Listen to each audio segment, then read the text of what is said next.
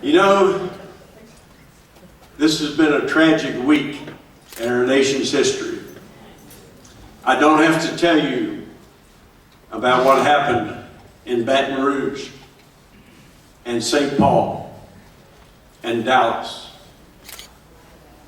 It's obvious that 53 years after Dr. King made his I Have a Dream speech, that dream has not been realized.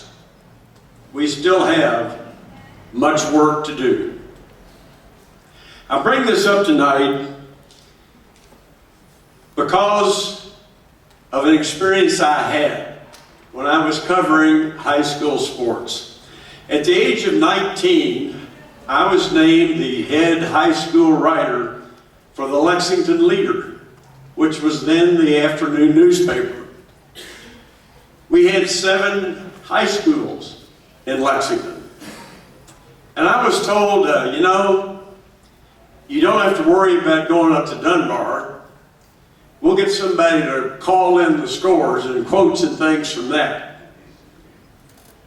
And at the age of 19, that struck me as inherently unfair. Dunbar had the best team in town.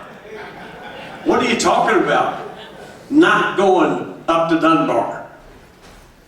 And so I went to Dunbar over and over and over again. And it changed my life. Coach S.T. Rouge became a mentor for me every bit as much as he did for his players. I learned not only about basketball, I learned about goodness and decency and courage and class.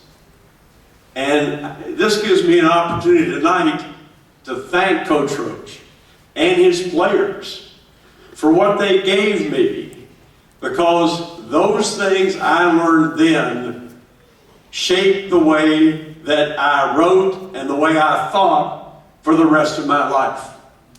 And when I moved out of the state and got to meet Clem Haskins, Dwight and Greg Smith, Wesley Unseld, Butch Beard, it really taught me that Dr. King was correct when he said that every person deserves to be judged not by the color of their skin, but by the content of their character.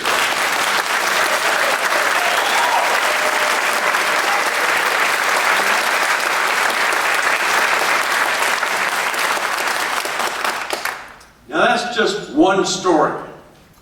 I dare say that almost everybody in this room who has had anything to do with high school basketball has had their attitude changed by a coach, a teammate, maybe an opponent who didn't look like them.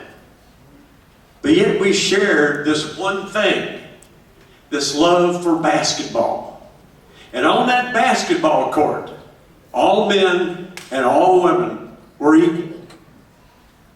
And Mayor Berger, I can pledge to you here tonight that we're going to give you a Hall of Fame that is a lot more than a collection of jerseys and basketballs and films, although those things are important.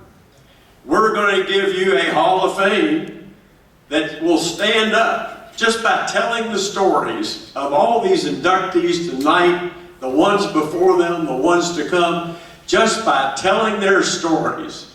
Stories of equality, stories of dragging yourself up from your bootstraps to become something. When I interviewed Billy Hicks, his story just about made me cry.